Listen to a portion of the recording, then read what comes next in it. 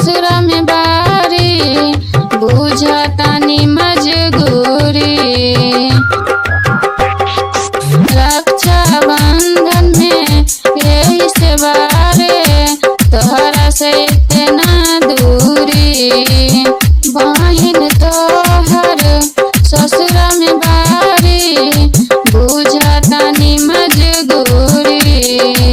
रक्षा बंधन में यही से बारे तोहरा से इतना दूरी। हमरा मनमा के खुशी बढ़ा जा भाई, अपना बहिन से राखी बांधा जा भाई।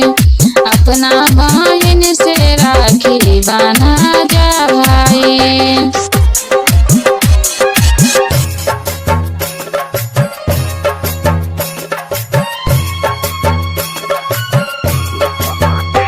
छोट रहित लेके कन्हा पे घूमबत रही बजरिया। भइल शादी त सालो भर पे आवे ना भाई नजरिया। छोट रहित लेके कन्हा पे घूमबत रही बजरिया।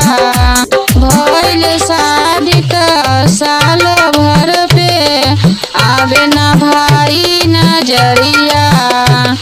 हम ना आईने त तू ही आजा भाई। अपना बहिन से राखी बांधा जा भाई। अपना बहिन से राखी बांधा जा भाई।